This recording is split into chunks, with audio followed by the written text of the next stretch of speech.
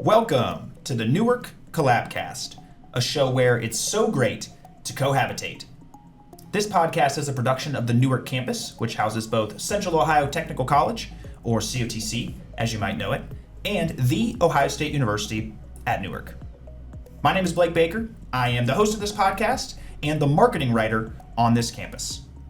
Through their special cost-shared partnership, COTC and Ohio State Newark share funding, resources, and staff to operate more efficiently and effectively. Here in Newark, that seamless collaboration touches essentially every corner of the campus. Some of the ways we see that impact are pretty technical. Think of, the campus finances and the nuances involved there. But our topics today should be pretty straightforward. We're discussing how students can live on campus and how they can stay active once they're here. Residential housing and recreational fitness opportunities are overseen by the Department of Student Life, but two specific staff members are true experts. Few people on campus, if any really, know these aspects of the student experience as well as our guests today. They live in these worlds, and they're here to help us work out all the questions we have. So let's get started.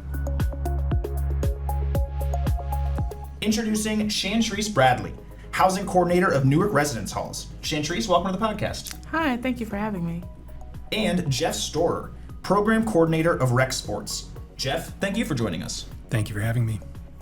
So you two dabble in programs here on campus that are available and very important to students, but are perhaps a little bit lower profile to the public, right? Not stuff they're readily thinking of when it comes to the collaboration that happens here.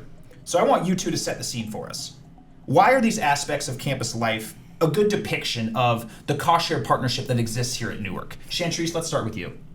I would say for me, as housing is open to all students, that's a good representation of how the cost-shared partnership lies between both institutions and both entities, and just the collaborative efforts across campus that I also do with campus partners who both serve OSU Newark students and COTC.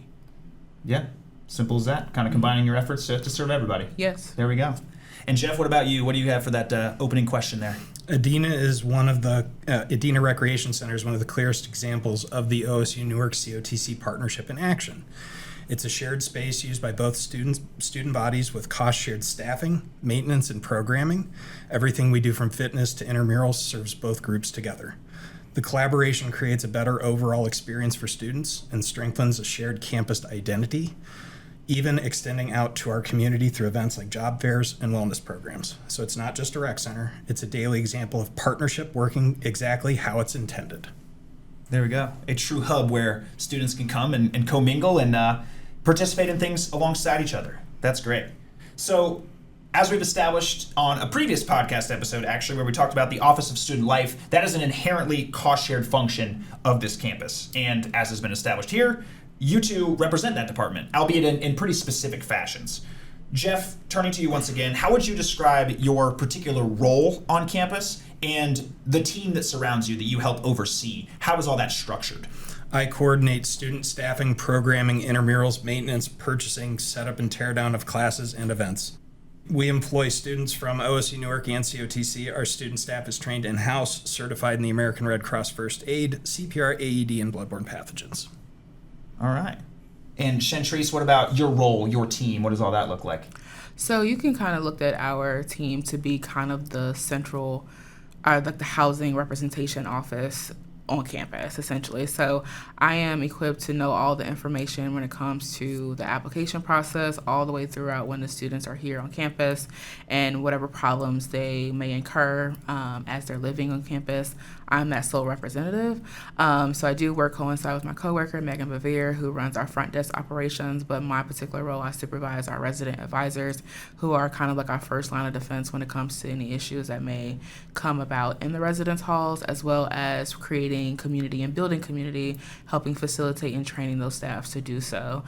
So we have a team of 7 RAs that's spread throughout of our communities that is responsible. It's really residents' first point of contact when it comes to anything above, I'm having a disagreement with my roommate, or I'm having problems, or they have questions about the housing portal. They can go to the RAs first, and if the RAs, for some odd reason, don't know that information, they come to me. So that's kind of how we're structured and kind of like the in summary of my role here on campus. The RAs seem like an important kind of extension of what you do. Yes. As we house roughly a little bit over 300 students on campus, of course, I'm not able to make contact with every individual. So our RA serves an important role to kind of be that instant point of contact with any of their questions or concerns, and even just helping to create the community for them to all get to know one another in the residential spaces.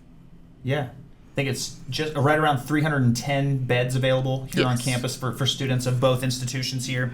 And it's probably a stretch to say that they're a part of your team or vice versa, but there is a team in Columbus on Ohio State's campus there that kind of deals with all of this and makes this housing available here in Newark. Yes. How much do you work with that team? How is this whole housing system actually facilitated? So we're all one unit, and so like I love to say is that I'm just a representative of our department here on campus. So all of the applications, all of the housing portal is all housed physically in Columbus, and I always like to tell students and incoming students that you become my responsibility once you're assigned here. But before that, everything goes through our channel at Columbus. So that's simply how it's kind of structured. So we're all one team. We're all one big department, but I'm just a representative for the office and department here at Newark. Yeah, you're the touch point here on campus. You're the spokesperson here on campus. Gotcha. Yes. Okay. Well, I appreciate that breakdown. And I don't know if, we're digging pretty deep here. I don't know if students and parents necessarily need to know all of that, but glad we can give that to them. And I guess what they do need to know, bottom line, is if a student wants to live here on campus at Newark, there's an opportunity, there's an avenue where they might be able to do that. So what does the housing application process look like for students? And does it differ depending on which institution they belong to, COTC or Ohio State Newark? So the application process is the same for both. So as we currently don't have enough beds to serve as many applications we get each year, we do have a lottery. So all students are entered into a lottery. Their ticket into the lottery is paying the fee as well as the housing application through the housing portal. And so the only major difference between COTC and our OSU Newark students is when COTC students want to live on campus, they need to email us directly, housing@osu.edu, and say, hey, my name is such and such, I am a COTC student and I would like to live on campus. And so it's just making sure that they, get their application in before our deadline. So the deadlines are usually at the end of April. Applications kind of open mid-March for the available year. That gives us enough time to reach out to our current students and say, hey, are you planning to live with us next year? So we know how many beds that we can offer the incoming class. And so applications are, like I said, are due towards the end of April. We have the lottery within the 2 weeks after that deadline. And so once the lottery is held, one or two things will happen. Either one, you're on the wait list, or two, congratulations, you have a spot on campus. Applications typically go out mid-July, so you find out where you're placed, and we strongly emphasize to all students who are on the wait list to look for other options. And those consist of whether you find an off-campus apartment, or you commute from, if you stay locally, commute from home and working with your academic advisor to maybe get more online courses to kind of offset the commuting costs. So those are kind of how our housing application process works for both sides. Yeah, nice. And there are, like you said, options available outside of campus here, not necessarily a partnership between the campus and them or anything like that, but you guys do a good job making that information accessible at the very least. Correct. So there is a list of area apartments. I have no jurisdiction over said list in regards to, knowing what the price of the rent will be or the application process for those properties, but we do make sure to give that resource to students who find themselves on the wait list. Definitely.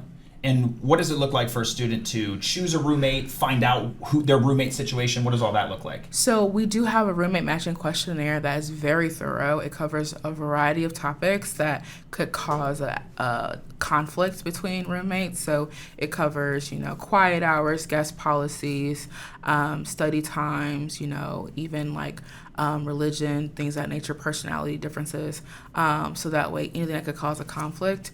And so on the back end, it's literally like a matching point of like percentages. So we make sure to match you with the best possible person. So I always tell students to be honest as possible. I understand it's a very thorough, long questionnaire, but it's there for a reason to make sure that we can find you the best possible match. And so based on that, you'll find out, who you're matched with. And when you get placements, you find out your roommates, and y'all can begin communication there. You also have the option to request roommates, but they have to also be selected to live on campus. So they got to make sure they request each other, and you both have to be selected from the lottery. So you can't select a friend from the wait list. So that you both have to be first chosen to live on campus and then request each other. Yeah. Just got to hope that you're a lucky pair there. Yes. Okay. Yes. Mm-hmm. So students are kind of waiting to see what their situation is in the lottery, but 310-ish beds available for students who make that cut. From my perspective, this is all a huge deal, right? It's a huge advantage, I guess, for this kind of a campus to even be able to offer residential housing at all. Yes. But obviously, my perspective is not the important one here. That's why we have you along with us. From what you know about the students here, from your 4 years or so, getting to know them along the way, how valuable an asset is on-campus housing for them? I would say it's very valuable in the sense I'm a product of living on campus. In my undergrad experience, I stayed on campus all 4 years.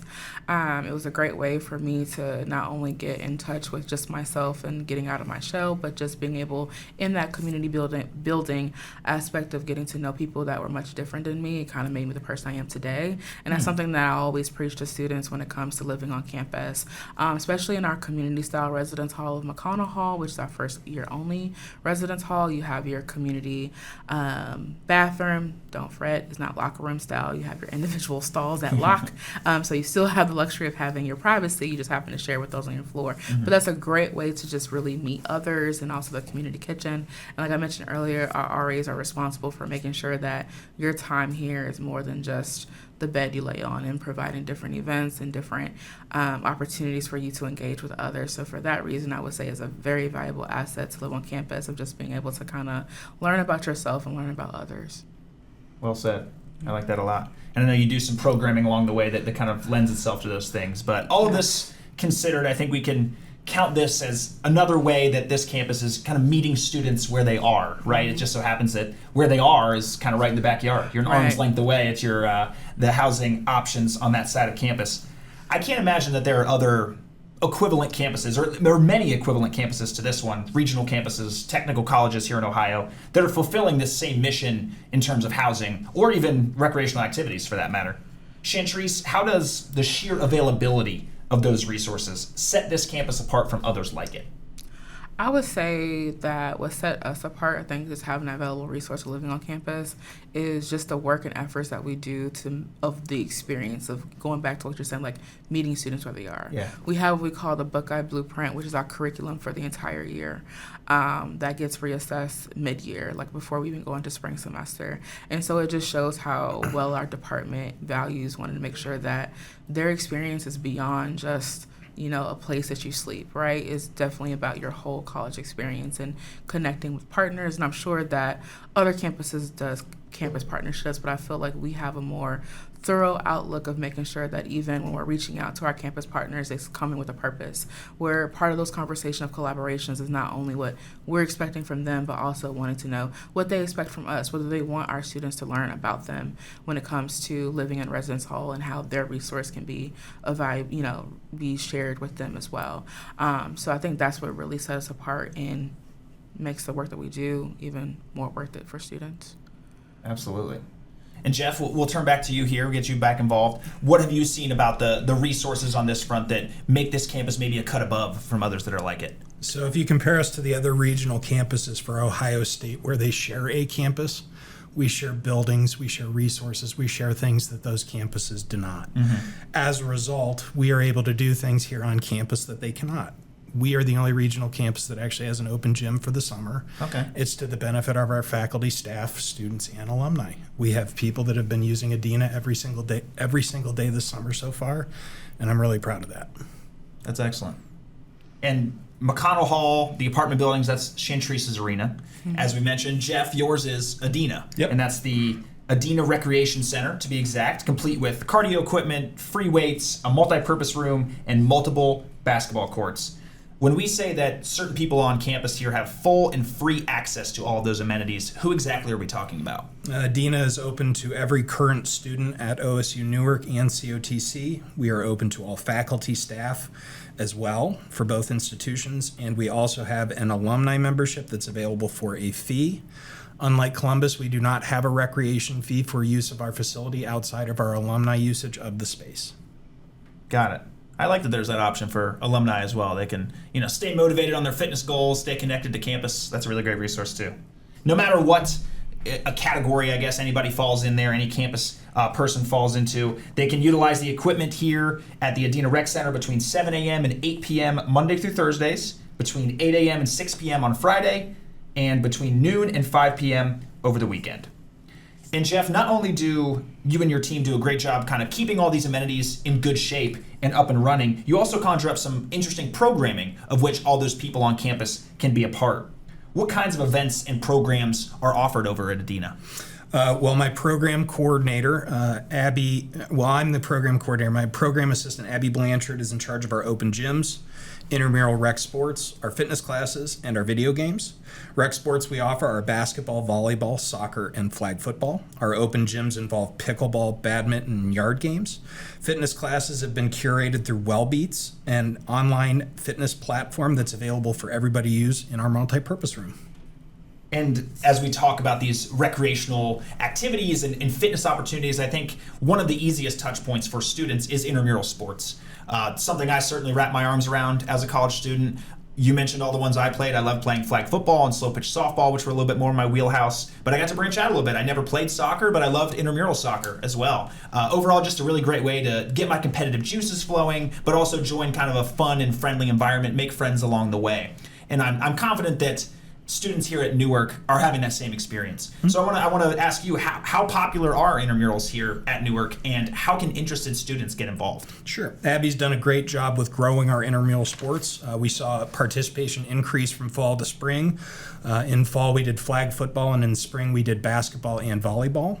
And we saw great interest in all three of the sports, and we're very excited to see those grow this fall. As far as interest for intramurals, we will post QR links at both the dorms and over in the recreation center for students to actually give us information that they're looking for.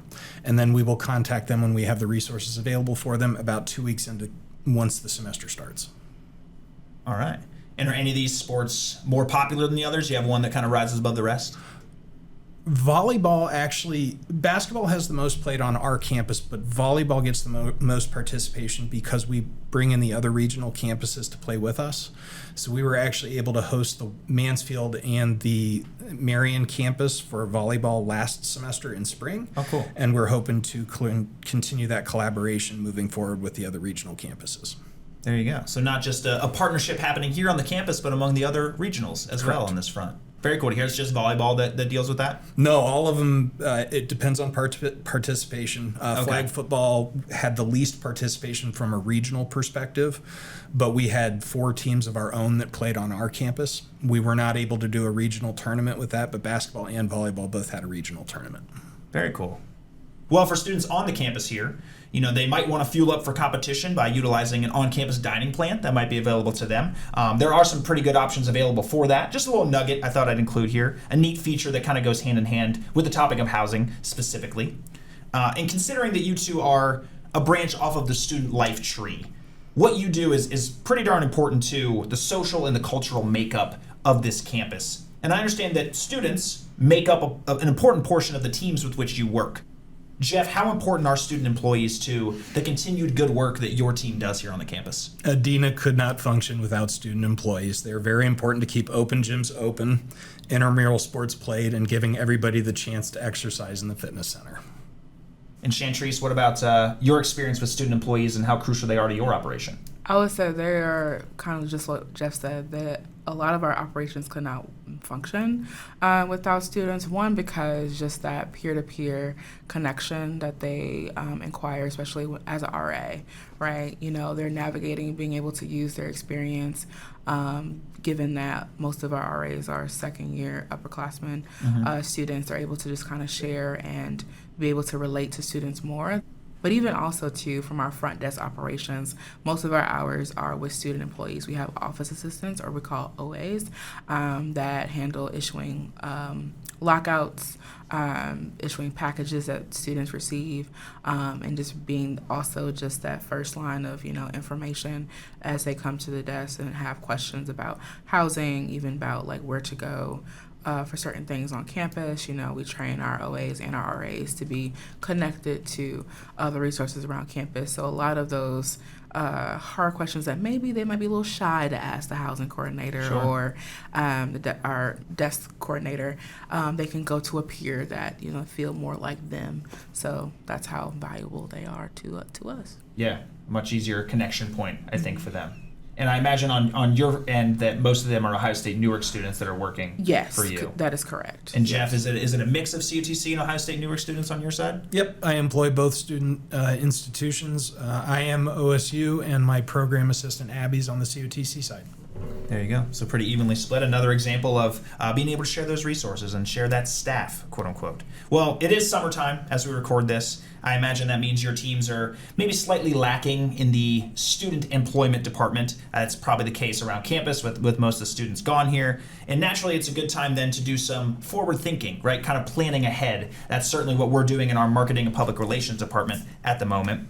Jeff, what kinds of new programming, events, activities, things of that nature is your team kicking around for the upcoming year? Anything that we should be particularly excited about?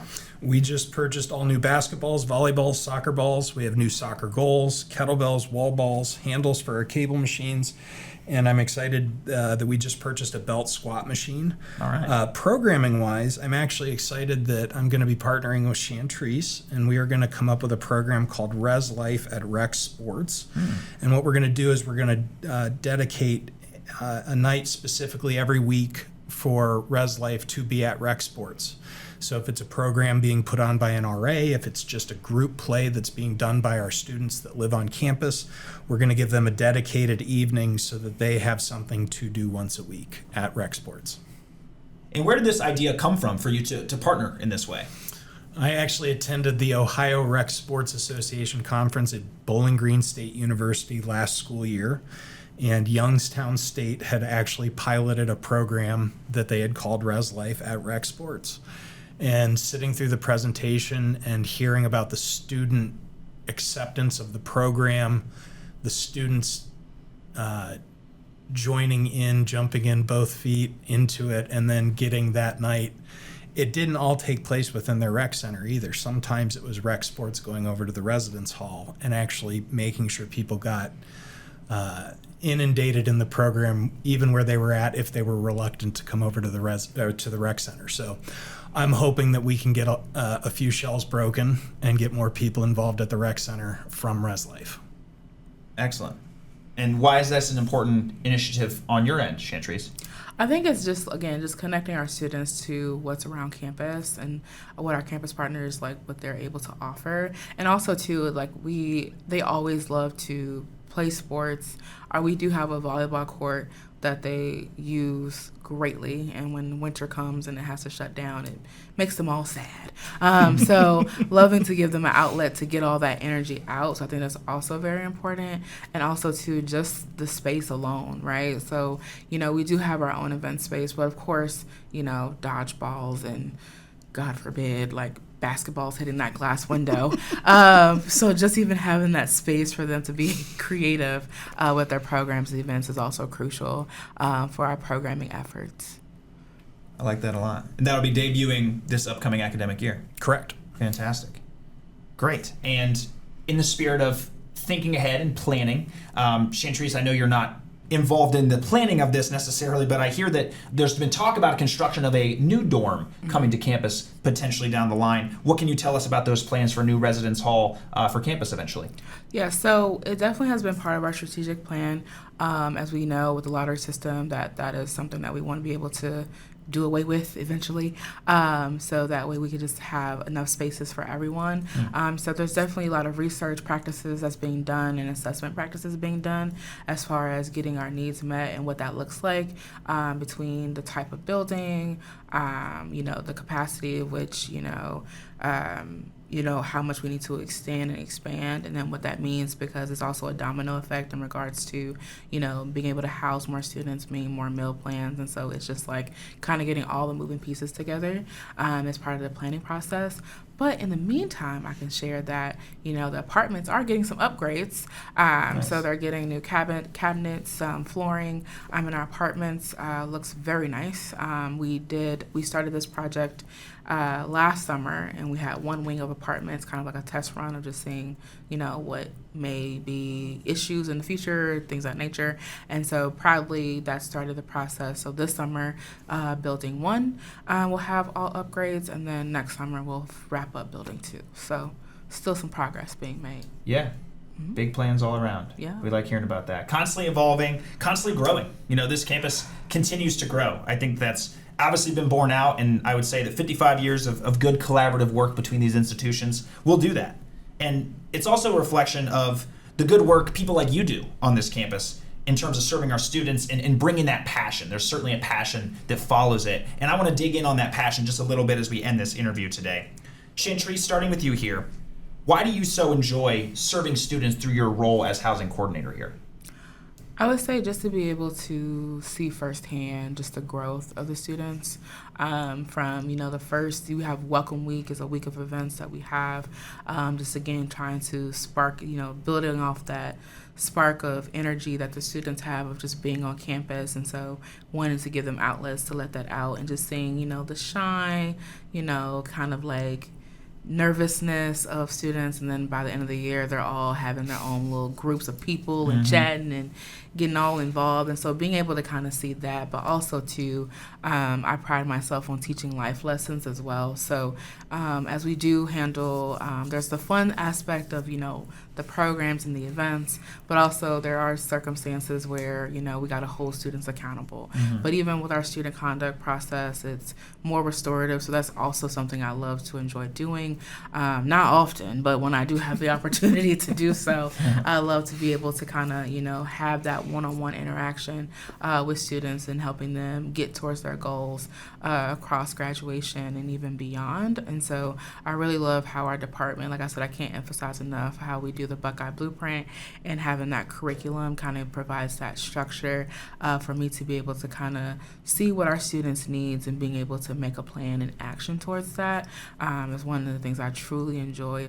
And then learning new things, learning new needs and stuff like that. So that truly speaks on just like why I love to do the work that I do. Absolutely. I like that word restorative a lot. And there's a lot of community building kind of, baked into this too. I think that's really important. Yeah. Fantastic. And Jeff, close it out for us. What about your role as the program coordinator of Rec Sports do you so enjoy, and why do you enjoy serving students in that way? At Adena, we are a community, and I like being a service for our campus community.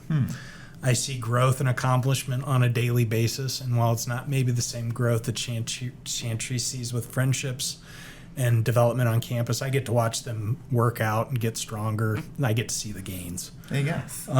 So I also get to talk fitness and sports, so I'm in the right place. You found your niche. You found your home here. Great. Well, I can tell you're certainly at home, both of you talking out these topics. You are truly helping create an environment where students love to live, work, and even work out. So thank you so much for what you do for this campus, number one, and also for coming here and sharing your expertise today. Oh, thank you for having me. Yeah, thank you for having me as well. All right, and we really appreciate you, dear listener, for sharing your time and attention with us. That'll do it for today's episode. Join us next month as we parse through another important facet of this fine campus. In the meantime, follow our institutions on social media. You can find Ohio State Newark at Ohio State Newark and COTC at COTC EDU on all social media platforms.